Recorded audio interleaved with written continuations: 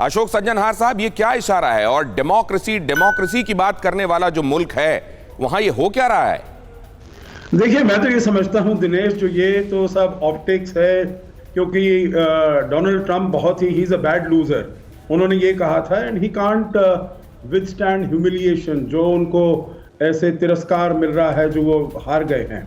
परंतु मुझे पूरा यकीन है दिनेश, जो वहाँ की इंस्टीट्यूशंस, अमेरिका की इंस्टीट्यूशंस बड़ी स्ट्रॉन्ग हैं और ये केवल वो कोर्ट्स में जाएंगे।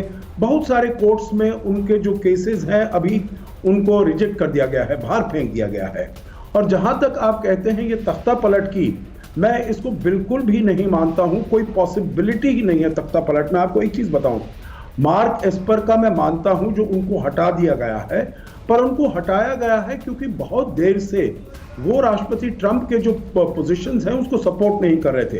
राष्ट्रपति ट्रंप चाहते थे जब ये रेस राइट्स हुए तो उसमें अमेरिका के नेशनल गार्ड्स को भेजा जाए और आर्मी को भेजा जाए। मार्क एस्पर उसके विरुद्ध थे।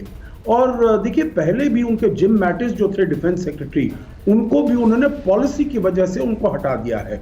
तो आई डोंट थिंक ये बड़ी इंपॉर्टेंट बात कह रहे हैं अशोक सज्जनहार साहब, इसको परिप्रेक्ष्य में रखने की जरूरत है। मार्क एस्पर को इसलिए नहीं हटाया गया, पेंटागन में जो बदलाव हो रहे हैं वो इसलिए नहीं हो रहे हैं कि तख्ता पलट की तैयारी है, इसको सिरे से नकार रहे हैं अशोक सज्जनहार साहब। लेकिन इसी पर रोहित कुछ कहना चाह रहे हैं, क्विकली रोहित। जी हाँ दिनेश, मैं कह रहा हूँ कि जो सज्जनहार साहब कह रहे हैं वो एक पहलू है। दूसरा पहलू ये भी है कि कोर्ट के अलावा भी यहाँ पे जो इलेक्टर्स नियुक्त होते हैं वो सेक्रेटरी ऑफ स्टेट के, जब वो सारे वोट काउंट हो जाते हैं उसके बाद इलेक्टर्स नियुक्त होते हैं।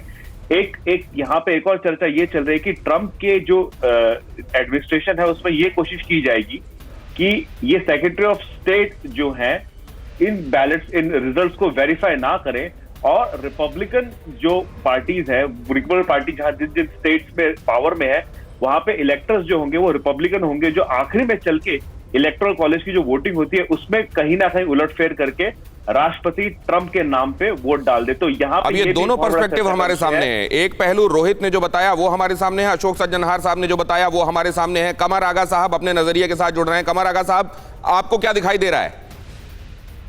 देखिए, मुझको नहीं लगता कि उसमें उन्हें कामयाबी मिलेगी। ट्रंप आखिर वक्त तक लड़ाई लड़ेंगे जैसे उनका स्वभाव है, जिस तरीके के वो हैं जी। एक बहुत गौरतलब बात यह है कि उनका पार्टी के अंदर ट्रंप का अपोजिशन अब शुरू हो गया है। पार्टी ये देख रही है कि ट्रंप की इन हरकतों से पार्टी का फ्यूचर खतरे में आ जाएगा, इसलिए पार्टी के बहुत से वरिष्ठ अधिकारियों ने उनको कहा है कि वो एक हारे हुए कैंडिडेट हैं और उनको ये बात अपनी हार एक्सेप्ट कर लेनी चाहिए।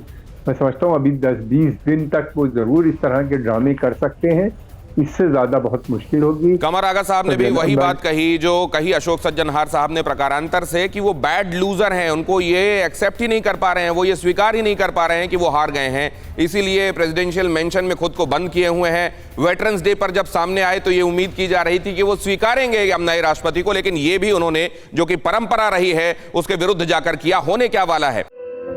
धुआं धुआं सा ये शहर क्यों दिखता है, सुना है बाजार में धुएं का सामान बिकता है, ये दिवाली सिर्फ दिए वाली।